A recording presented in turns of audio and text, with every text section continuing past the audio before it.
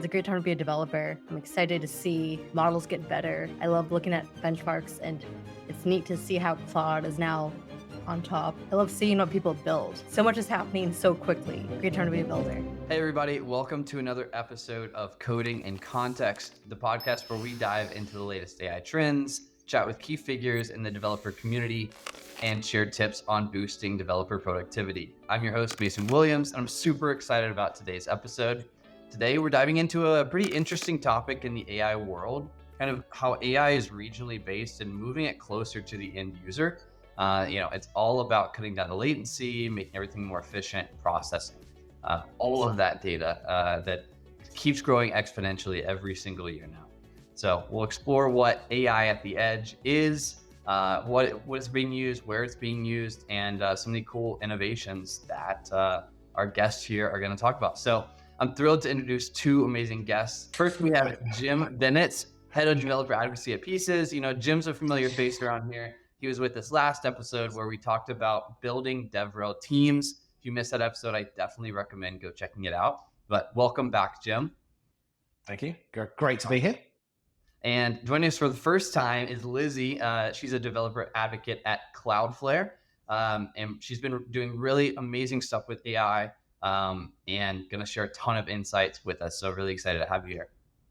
Yes, thank you, Mason. All right. So before we get into kind of the nitty gritty of all of this, I would love to get a bit of background on each of you. So we can start with Jim. For those who might not know you, can you give us just a bit of about your role at Pieces and then maybe a bit of background on you? Yeah, certainly. So I'm head of developer advocacy at Pieces. So essentially it's my job to make sure that the team here helps developers be successful with Pieces. That to me is kind of the fundamental core developer advocacy. It's how do we help our users be successful with the tools, whether it's just driving that awareness, they know what it is, whether it's helping them get the most out of it, dealing with their feedbacks and someone doesn't like, bring it back to the team, and just generally helping people be successful with all facets of Pieces. I've been doing developer advocacy professionally for I think 6.5 years now. I've been an engineer for 25 years. Mason's probably smirking because I think I started working before he was born, which is depressing. But yeah, so I've worked across a whole host of different technologies from desktop, mobile, web, AI, and Internet of Things, which is kind of why I'm interested in this AI at the edge topic, because I've done a bit with AI running on very small constrained devices that run right at the edge. Awesome. Yeah. And I'm sure we're absolutely going to dive into the IoT. And I know you've even written a book. So we'll talk about that definitely too. But wanted to introduce also Lizzie, give you a moment to give a bit of background to our audience. I know you do a lot of things, advocating for Cloudflare, moving into this new AI, kind of segment, new trend. So yeah, let us know kind of what your journey has been getting to this point. Would love to know. Yeah. Yes. I studied computer science in college, and I went to college hackathons a lot. And that's where I met people in DevRel. And I was all, you get paid to travel and teach me and help me and give demos. I want your job. And then I got an internship in DevRel. And then through that, I got an internship at Twilio on their DevRel team, converted to full-time, built demos, gave talks, gave workshops, slowly got into AI because I thought I was trying to relate to developers. I was trying to better serve developers by understanding tools that I thought would be cool for them to use, that they would want to use, that were fun. They were fun for me. And I played around with TensorFlow a lot. And when ChatGPT came out, I was like, I need to use the OpenAI API right away to make ChatGPT over SMS. So had a lot of fun building AI apps with Twilio. And then I started at Cloudflare 3 months ago. And I've been having fun with their AI offerings, playing around with inference on a variety of open source models. Nice. Yeah. I'm really interested to know kind of Cloudflare's, like how they set out about approaching delivering AI, through inference regionally. And I may be misspoken, but I would love to know more about that, but we'll get into that. So yeah, the first what I want to kind of set the stage here is when we talk about like AI at the edge or this regionally based being as close as the user. And Jim, I want to start off with just how you like to approach it. I know you've done a lot of IoT before. When you think of AI at the edge or like just efficiency, being as close to the user, latency, what kind of plays into being super efficient with how you're serving these AI models and giving the users the capability to interact with AI? So there's sort of a number of facets to this. The main thing is you have some data and you want to use AI to do some processing on that data to help you make a decision. Now, what's kind of, if to work out where you put that AI and how you run it, you have to think about what is important to you. So a classic example is latency. You mentioned the speed. I need to make a decision instantly. And for that, the closer I am to the AI model, the faster I can make a decision. One of our fundamental bottlenecks we have is literally the speed of light. If you can go around the world 8 times a second, but that means if I'm sending a message somewhere, it takes an eighth of a second to go around the world. So one example I think of in terms of needing that ultra fast response time is a factory. So I've got a factory, I have some machinery, it is going 19 to the dozen, it's fast, it's powerful, I'm taking constant sensor readings from all parts of this machinery. Now, if something is going wrong, the quicker I know, the quicker I can stop that machinery. If I've got something spinning really, really fast, if that bearing gets loose and this goes flying off, we're talking thousands, millions of dollars worth of damage. We're talking potential risks to life. And so the quicker I can do that predictive maintenance, the quicker I can say, this wobble pattern that it's doing, it's supposed to be doing this, but it's kind of doing this, the quicker I can make the decision to turn this device off. Now, if I've got to send this, I've got to capture this data, send this over the internet, and let's be honest, sometimes the bandwidth can be slow. If there's someone watching Netflix in the break room, that can reduce the bandwidth. The lag between getting the data, getting it to the AI model, making the decision and getting that data back can be too long for the safety constraints of the device that I have. And so if I can take this AI and I can put this on some kind of device that runs on my local network, then I can get those decisions quicker. I've got a known time base. Now, this could be, it's going over a gigabit Ethernet cable, so I know the time. It could even be running on an IoT device, literally on a small constrained microcontroller, to allow me to make those decisions much, much faster. Now, obviously, big factories is not necessarily the real world, but Mason, you have a Tesla, I believe. I do, yes. Now, same kind of thing. You are in a vehicle, and this vehicle has to make decisions based off input data that's coming in. Now, imagine if your Tesla had to send a signal to the cloud to run the inference in like a Microsoft data center somewhere. Yep. Now, that is not effective. You go through a tunnel, you lose signal, and your car's going to go, yeah, I don't care, crash. So, but yeah, be able to run that inference on the device, you've got those decisions you can make very, very quickly.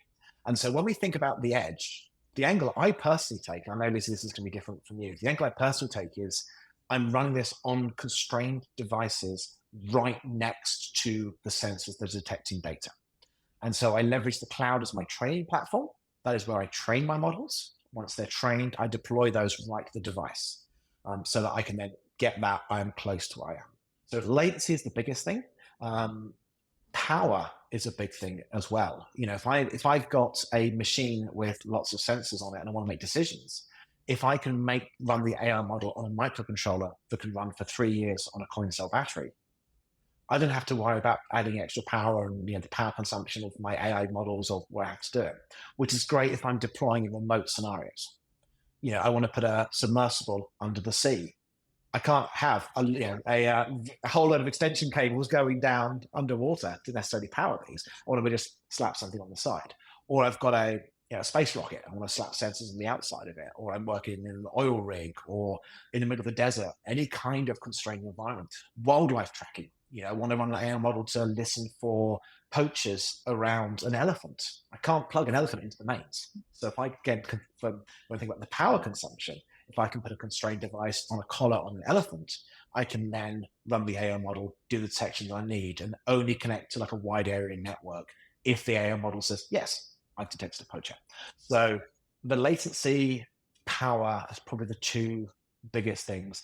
And then just the cost as well, because there's a cost to inference. And obviously, the more deeper in the data center that you are, the more the inference costs go up. And the closer you get to the edge, those inference costs kind of go down.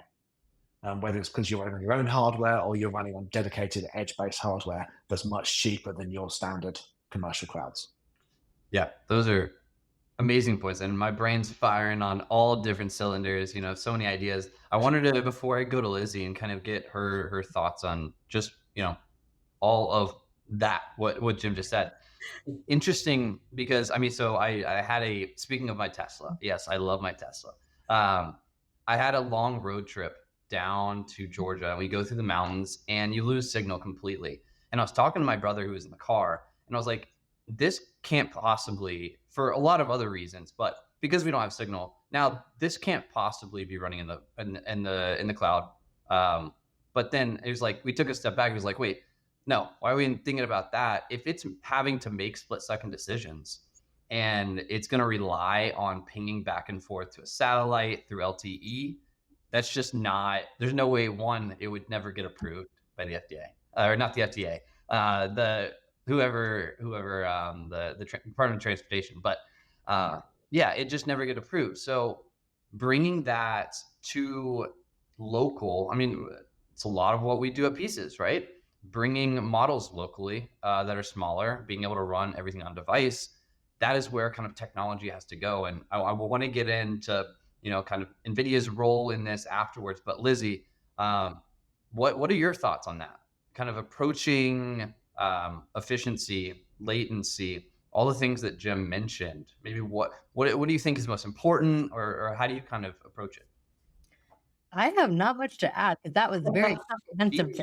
That was really, really great. Yeah, honestly. I was like, anything I would have wanted to say, like you touched on it, but you took it even deeper. So I was like, well, Awesome. I think as a developer, I'm excited for speed. And it makes sense for Cloudflare because we have so many data centers. And that's why serverless functions are faster running on the edge. And I think it's neat for Cloudflare to add Workers AI or serverless GPU powered inference on the same global network. And we're partnering with NVIDIA or to deploy some of their GPUs, bringing AI inference closer to users. And related to your Tesla, I don't know, it's in San Francisco, I take Waymo quite a bit. And I love that use case of autonomous vehicles, self-driving cars, using so many IoT sensors and cameras that collect data like at 360 degrees. And I used to take Cruise when it was going on in San Francisco before they were banned, and they were not as good. Really? And I have so many theories on that. Cruise is owned by GM, a car company, versus Waymo is Google. We might trust software engineers slightly more, engineers more. But have you ridden in one, either of you? I have not. In fact, I've very rarely even been to the West Coast in general. But as far as bringing everything locally and doing I put a lot of faith into that technology as well. And that's a whole nother aspect, right? Jim was mentioning with the factory analogy that I was using, there's a lot of safety concerns around that, of being able to be super efficient and latency, having low latency, but that all correlates around safety and making sure that the people that are using it or around those devices are safe.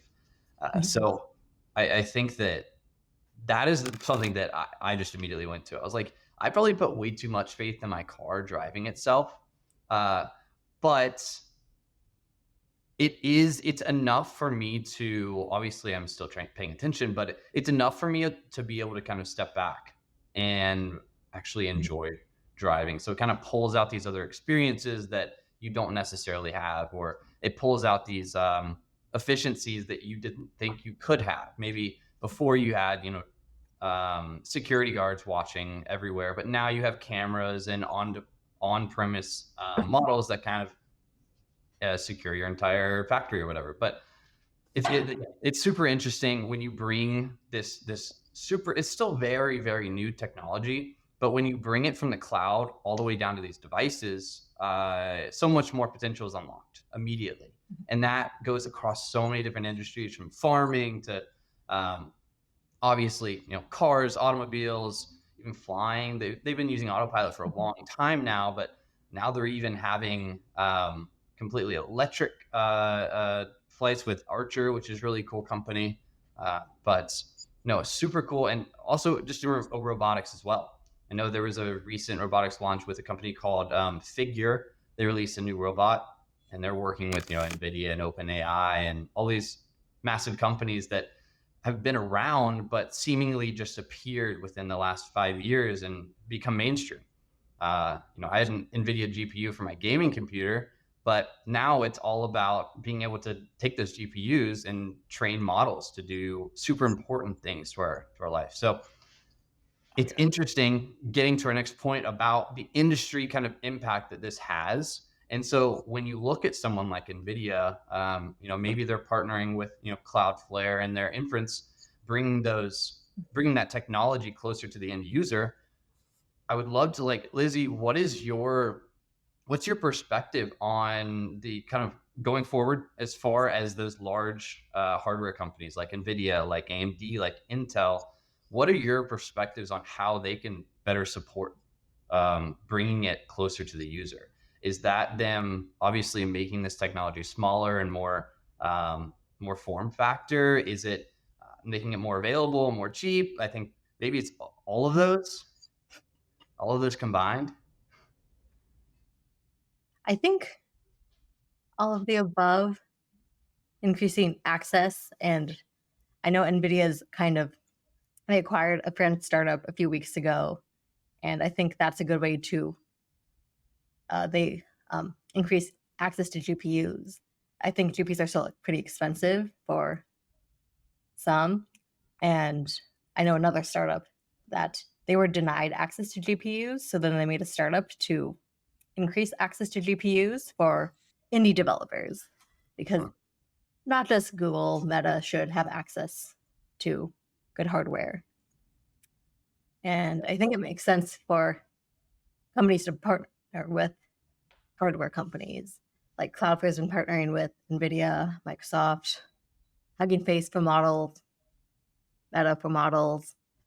And that's just better for developers and their end users. Stronger, more efficient AI solutions, applications, security, performance. I think we'll only see strengthened bonds and better, happier developers and applications.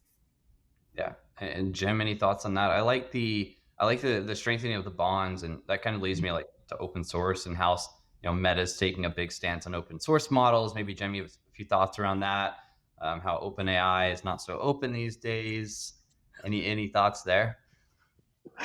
Yeah, I mean, so I guess going back to the first point about how NVIDIA is making a lot of these devices available, what I think is pretty cool is you can buy home devices. My interest is IoT. I know, Lizzie, you're more kind of in the CDN type level, still cloud, but kind of closer to you. When I think about kind of the home devices, the Jetson Nanos, the Jetson Orins, you can buy NVIDIA GPU powered small devices for a few $100 you can run in your home that can run some of these models. So obviously NVIDIA are deploying the really powerful machines to companies like Cloudflare, to the Microsoft, Amazon, Googles of this world. But you can also buy the smaller, lightweight ones that are dedicated to running AI models that you can have just in your house. And you can buy AI accelerators. I picked up a Raspberry Pi with an AI accelerator the other day for like $100. They're getting consumer priced to run powerful models. But of course, the problem is you don't have really the true power that you need. I think what's kind of quite interesting when you think about the AI models that you'd run on a very small constrained device, you have to train all these models yourself because you want some very, very specific, very, very custom for your one machine. Whereas when you think about the open source models, like the whole Hugging Face thing, that's kind of, I guess, Lizzie, that's probably to Cloudflare. The value of the Cloudflare AI work is there's all these open source models out there. OpenAI, as you say, not very open, but Meta are doing great ones. There's so many good AI models that are coming out that are open source. And the fact that you've got the more powerful NVIDIA devices at the edge with companies like Cloudflare, and because they're open source, you can say, yeah, I want that one. Can I have that one, please? And then you've suddenly got access to these models. You can try them out as a developer. So from a pure developer perspective, it's great. One click, I get a model running in hardware that's appropriate, that's close enough that I haven't got a long latency, and I can do cool stuff with it. So I think these models are definitely going to drive a much better environment for developers. It's going to force the more closed companies to up their game. You think probably a lot of the value that OpenAI is bringing is not necessarily around the model itself, but it's all the frameworks around them, like the new JSON structure they've just announced, where you can say, I want my output to just be JSON that's got to follow the structure, and you get that. Whereas if you want using like a Hugging Face model, you'd have to build that infrastructure yourself around that. I'm sure it will catch up. But it's I feel that the value of OpenAI is it's a utility company for LLMs, the same way that like Cloudflare is a utility company for LLMs. You're paying for the platform, and really the LLM has got become that free commodity thing. It's the platform that has the value. Absolutely. Yes. And like OpenAI was like the first, like ChatGPT went viral. Like my tennis captain who works for this local government was like, yeah, I use ChatGPT for something. And I was like, what? Versus I'm not sure if they would use Claude yet, but yeah, it's a bit more mainstream, isn't it?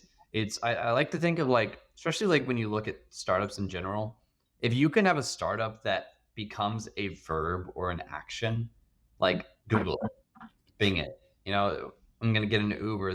These kind of companies that become just part of our natural language, that's what brings them into the mainstream. And I do find myself saying, I'll just ChatGPT it. Doesn't quite have the same flow as Uber or any of the other one or two syllables, but it is definitely there.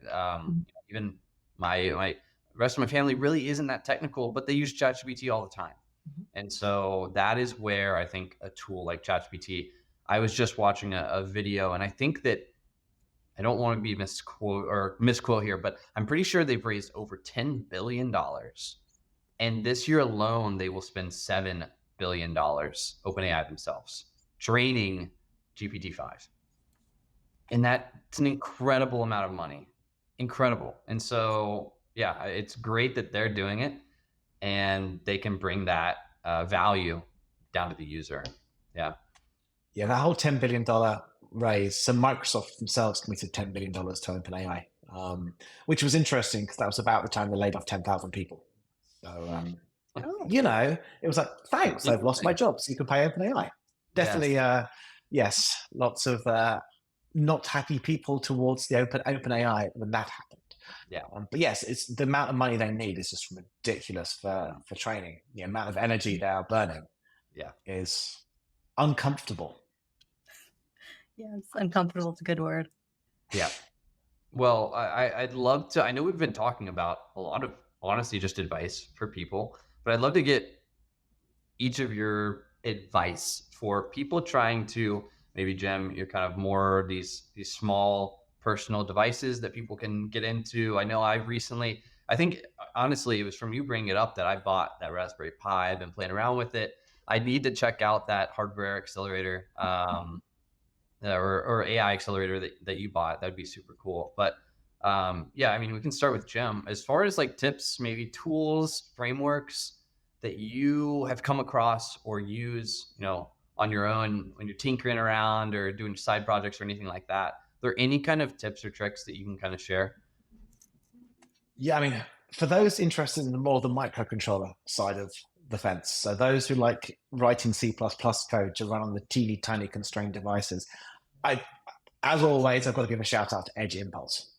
So if you're not Edge Impulse, it's a great, I would say startup. They've been going for a few years now, but they have a tool that's designed to train very, very constrained models to run on very constrained microcontrollers. So the idea is you can literally connect your microcontroller and sensor. You can run a bit of code locally, deploy some firmware to the device, stream data from your sensor up to the cloud.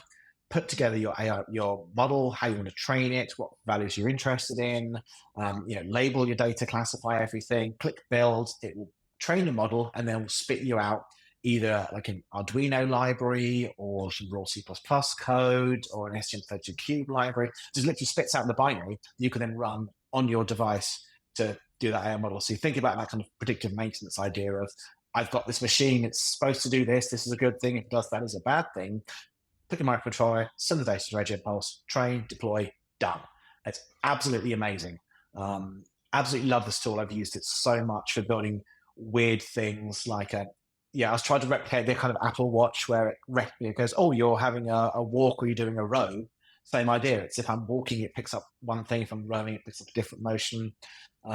It's kind of great for fun things like that. It can do wake word detection, so you can train it on speech and it can pick up certain sounds or words. They've even got video object detection. You can train these tiny models like 20 kilobytes in size, 200 kilobytes in size. They can do object detection. So I built a bear detector in case you ever get bears in my back garden. That was a fun project for a while. So Edge Impulse, I always give a shout out to them because they're brilliant. I love the folks who work there, but it's a fantastic tool. And for a lot of use cases, if you're just tinkering, it's free. So Jim's top tip, if you want to be like really close on those small constrained devices, even on Raspberry Pis as well, Edge Impulse is the place to go. That's super interesting. I think we're actually there's an IDE made for essentially microcontrollers called a Beetle, and this may be a little bit of a teaser, but maybe we'll have pieces in this new kind of microcontroller IDE, which we're really excited about. But even more on the kind of robotics edge, we were at that conference. Lizzie was also there, and Jim and myself, but we were approached by this high school robotics team, and they were looking for collaboration opportunities. And whether they're learning a new language like C++, I know some of them did Java, some of them were just maintaining their website. But I think that it'd be great to get more into that side of things because it's not as popular. Cloud is really easy to get into. There's a lot of content around that on the web, on the internet, especially YouTube. When I go to learn something, I go straight to YouTube and I look up a tutorial now. That's just how I learn. We're absolutely trying to get more into kind of the on-device aspect of AI. But Lizzie, it seems like where this has all been heading is Jim obviously likes this like really close like physical devices, right? These IoTs.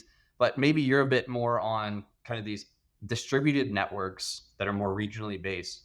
How do you see kind of tools playing into this? Obviously, Cloudflare has their workers AI, where they're kind of bringing that as close to the end user as possible. Are there any kind of tips or any tools that you found interesting recently? I will always advocate for Streamlit, a Python library that makes it easy to build web apps in Python. You can easily use LLMs because Python. So we're going to inference in a web app. I like it better than HTML, CSS, what I've been writing a lot of for Cloudflare Workers applications. And do either of you use any AI coding assistants? I mean, Pieces. Absolutely. And it's interesting that you bring up Streamlit. So we'll absolutely link below, but we have a Streamlit example using our SDK. So you can build a completely local Copilot. Streamlit's a really great framework for building Copilot-like experiences. I completely back that. Yeah. But Pieces, yeah. No, absolutely. I need to switch over to Pieces. I've been using Tab 9. Oh, yeah. We'll get you over. We'll get you on Pieces and let you completely hands off. You can give us feedback. We're always looking for feedback. But yeah, no, I think Tab 9, obviously they're a big player in the space as well. But you should absolutely try out the new stuff that we've been releasing. It still blows my mind how much just like context it captures around my entire workflow. So not just my code, it captures conversations that I'm having with team members, documentation that I'm looking up in the browser, and it just pulls all of that into what I'm working on. So, but yeah, absolutely. Cool. Well, I wanted to cap this off with some predictions. So I always like to start off at, what has happened in the past, what is happening now, but then ending off, and this can go anywhere you'd want, anywhere you'd like. But I'd like to, we can start with Jim here, but just predictions on where AI will go next. So obviously, you could talk physically, you could talk where we're training models, you could even talk about AGI, anything, whatever you're comfortable with. But I'd just like to know where does Jim think, in 1 or 2 years, maybe 5 years, AI will be? So I'm definitely very, very big on the on-device AI. The ability to have models quickly trained in the cloud, have them available to as close as possible, and then bring them to the physical devices around you. As we all know, based off WWDC this year, AI stands for Apple Intelligence.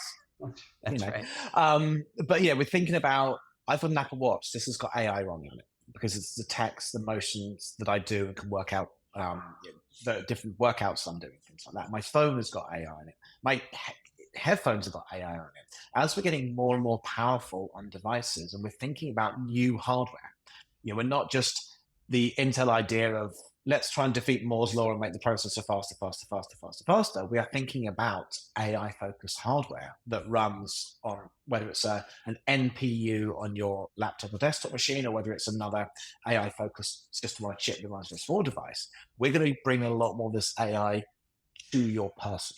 And we think about this from like a healthcare perspective. I'm a type 1 diabetic. I monitor my sugar levels all the time. How long before AI is literally running an artificial pancreas on me? I just slap a device on, it monitors my sugar levels, it can make predictions based off my movement, the data that Jim goes for a run every morning or whatever, and uses that to adjust insulin levels and based off sugar levels and all that kind of stuff. So I think we're going to see a lot more of this AI is coming closer to us. It's not going to be just running the big data centers run by the cloud providers. It's going to be on the edge. It's going to be, Cloudflare workers getting it closer to you, so you can quickly deploy a model, have that really close to where you are, and then train something and then bring that down even further and get it closer on device. So I think that very personalized AI experience is what's coming.